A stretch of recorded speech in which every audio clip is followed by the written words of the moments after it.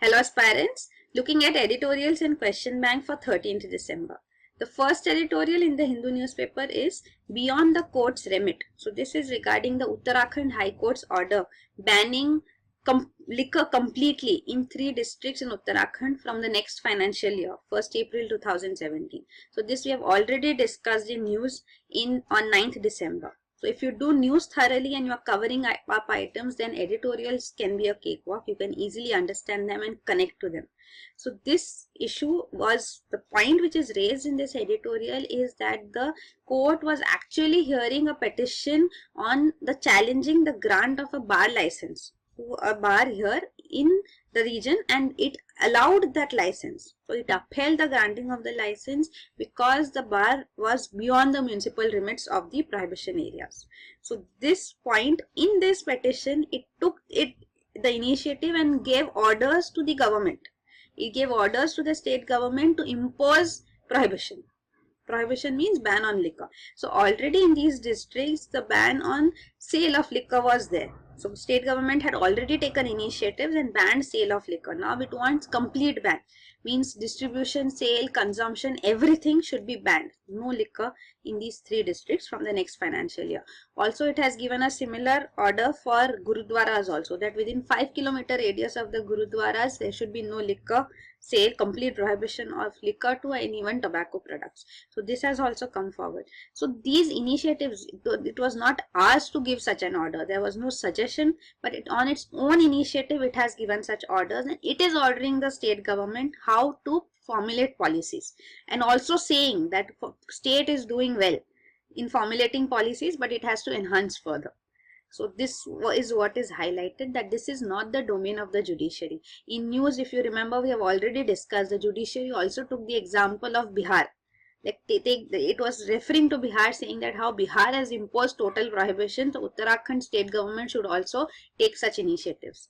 So again, this point not mentioned in the editorial, you refer to the 9th December news for that. So these things show that the order is out of line of the domain of the judiciary. So the judiciary is supposed to function within its domain, adjudicating on matters which are front of it.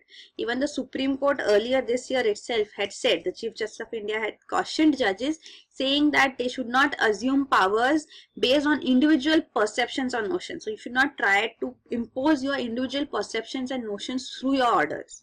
So that is something which we are seeing presently in this order. There is nothing wrong. Prohibition has to be upheld. It has also mentioned Article 47 of the Constitution. So Article 47 is a directive principle of state policy, that it is the duty of the state to raise the level of nutrition and standard of living and improve the public health by prohibiting consumption of intoxicating drinks and drugs. So this is a fundamental directive principle. So directive principles are non-justiciable, means cannot be imposed by the court of law.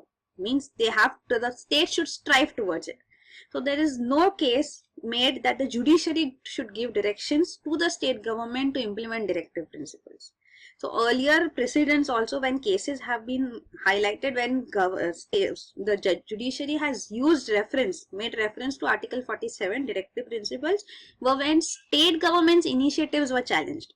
So that time the judiciary says that since it is a directive principle, it is the duty of the state, and that is what the state is doing.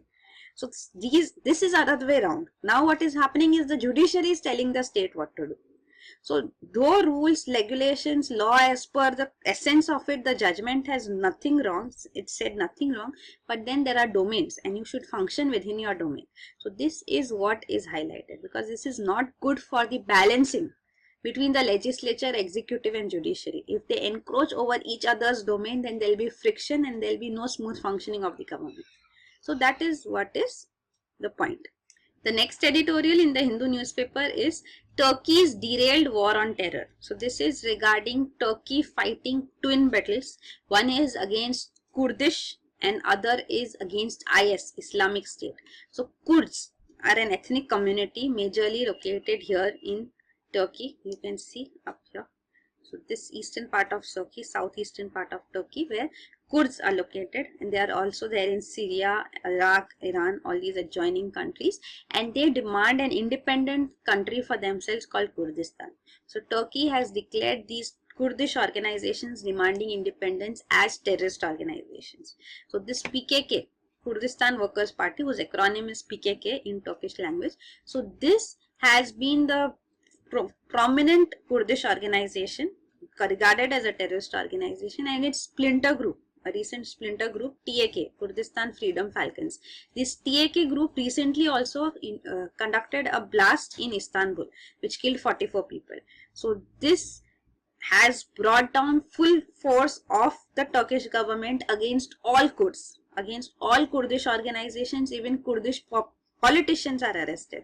So this bringing in complete punishment tactics used for all Kurds is not paying, because TAK and PKK have also parted ways. TAK says that the working method of PKK is not what is required in the present era. It says it has passive struggle methods. So it is much more radical. So then bringing them together, when they themselves have parted ways, the government had initiated actually a peace process with PKK. So there were talks going on, but then government abandoned those peace talks in between. So this resulted in again another battlefront being opened against PKK as well. So it's fighting against all. Rather than making them divide and bringing one closer to itself, it is putting its pressure on all Kurdish organizations. And these Kurds are also active in Syria. So these Syrian Kurds are also ones who are targeted by Turkey. And Turkey is a Sunni majority country.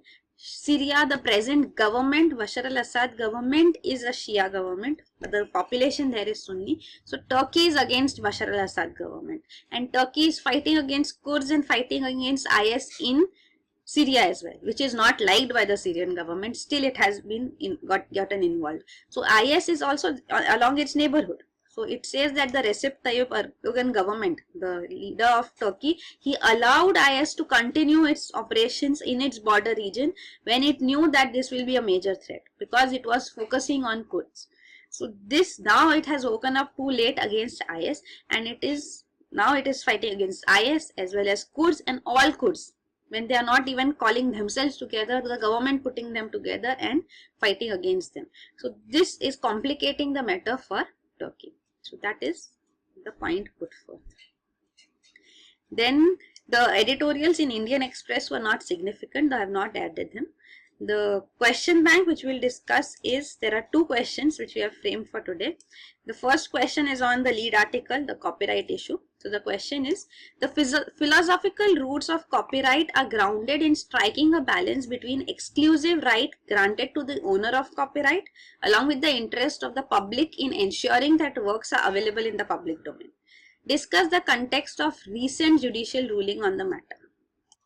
So this is regarding the Delhi High Court single judge ruling on the copyright issue. So the copyright issue was that a Delhi University photocopy, Rameshwar photocopy shop, this was making course packs comprising of contents from various publications like international publications like Oxford, Cambridge. So all these extracts were taken and a course pack Xerox was developed out of this for the students. So this was as per the course developed by Delhi University faculties. So this was challenged in the judiciary and in the Delhi High Court that this is violating copyright of the publishers.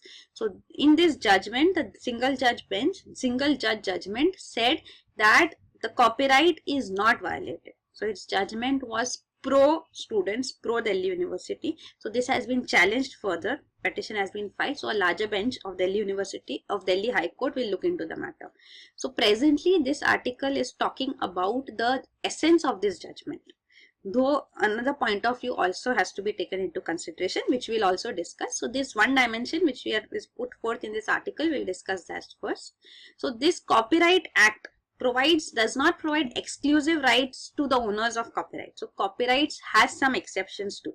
So the exceptions which are present in the Copyright Act are for educational purposes. So if extracts are made for educational purposes to promote education as such, so then it is allowed. So there are of course some exceptions. Copyright does not mean that it will not have access to anybody, because like if there are libraries, the libraries keep these books available with them. So if they are allowing readers to read it, it's a non-profit, not-for-profit library, then it is allowed. So they can have these books where multiple users come and read this book. So that is not a copyright violation. So these aspects are there. So similarly, in this case, the Delhi High Court judgment said that education is fundamental and the copyright issue comes later. So education has to be upheld, spread of education, promoting education. So this education was the point, and it says that these course packs are developed for the purpose of education for the teachers for reference. So this is allowed under it. So if these course packs are in the form of reproduction, it says that reproduction earlier were through writing. Now there are better technologies available, xeroxes can be made available. So that is the way reproduction is done.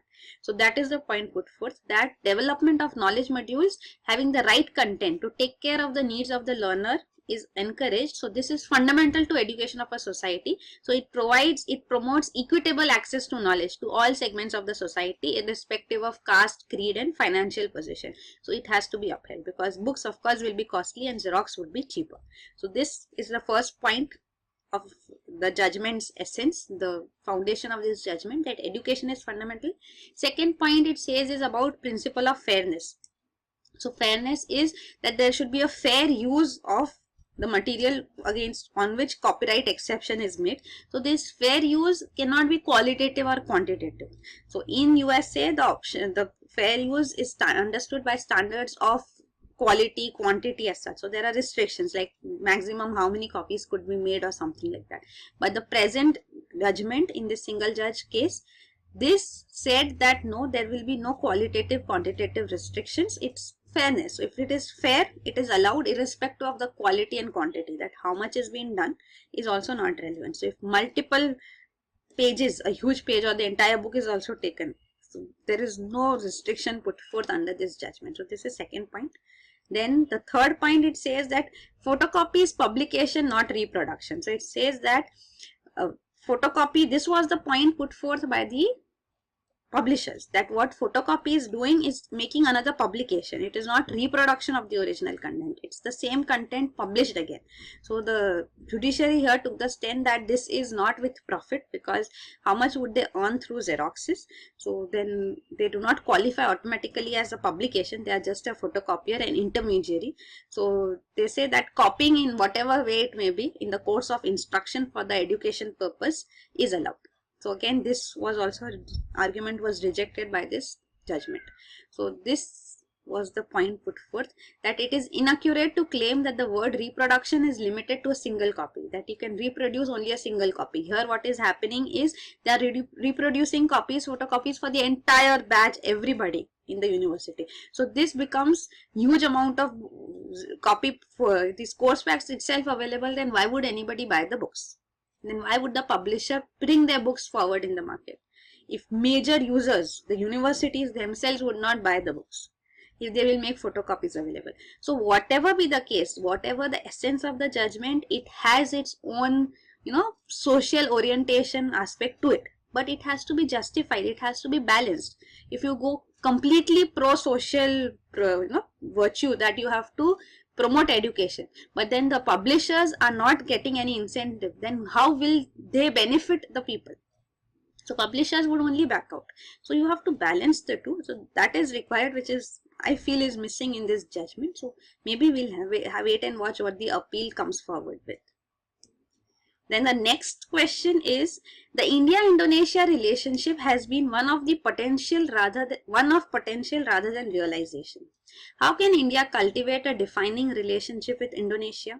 So as we discussed in news today, that Indonesian president is on a 2-day visit to Delhi presently. So there are various significant initiatives which have been taken. We have talked of counter-terrorism, working together on that. Defense and strategic relations are planned to be enhanced.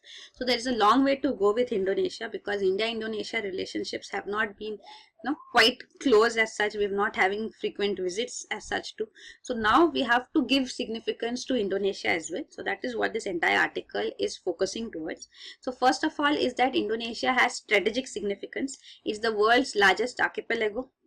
Archipelago is a group of islands. So that is India having access to Indian and Pacific Oceans. So it potentially controls all the straits linking southern Indian Ocean to South China Sea. So these are important trade routes also.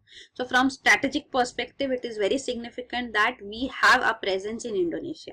So Indonesia wants to build its strong force. It is an island nation, so of course it needs a strong naval force to protect its territorial integrity, fishing waters, its access to even EEZ, exclusive economic zone, which according to it is violated by China and in the South China Sea. So all these aspects require that we become strategic partners of Indonesia. So that is the way. It says that in the past India has been wary of strategic spillovers from the Pacific to the Indian Ocean. So we don't want to be strategically involved here, was the earlier stance, but now we need to look at new partners because China itself is becoming assertive in South China Sea and also with its OBOR, One Belt One Road initiative, which is having the maritime Silk Route through this region also. So when China is having its presence, strategic presence as well, so why should we take a step back? We have to take a step forward now. So that is what it is saying. We already have a strategic partnership between India and Indonesia in 2005, but we have to further extend it, strengthen it. So this was about strategic relation. Then second is about trade and investment. So foreign investment in economic and strategic terms is the way power can be asserted presently. So the article says that it's not through trade, but rather through investments you make sure that the country becomes your ally. So you are having heavily investing in a foreign country is a strong tool of influence for even trade. So it says that economic growth has been prioritized by the president of Indonesia too. So we can bring in foreign investment in major sectors like infrastructure, energy, and we can have a presence here, which we already have in various sections. So this can be further enhanced. Even connectivity, transportation connectivity can be provided as such. Even shipping services if provided from Chennai via Andaman Islands to Medan, which is in Indonesia, an industrial zone in Indonesia. So it will help in better connectivity and trade for India as well. So we should invest in these aspects. The third aspect is socio-religious concerns. So Indonesia is having the largest Muslim population in the world and it has minority population of other religions too, but presently in Indonesia too we are seeing the Arabized version of Islam being promoted, where other non-Muslims are made to live by the rules of the majority Muslims. So you have to follow the rules of the majority religion. So this imposing of religion in a country which has earlier been known for its religious tolerance and multidimensional, multi-ethnic structure now is changing. So we need to make sure that religious minorities and the majority communities coexist. So a similar role can be played by India and Indonesia. They can contrast each other, one being a Muslim majority, another being Hindu majority, and we show how the tradition of coexistence can still survive. So there is one way. Even Indonesia's democracy should be further strengthened. We should try to make it a member of other groupings. So these are there's a grouping called India, Brazil, South Africa. So this is IBSA. So India in South Asia, Brazil in South America, South Africa in Africa. So these southern countries, this IBSA forum can be further extended to Indonesia, which is again a Southeast Asian nation. So this is another proposal put forth that India should take initiatives in this direction.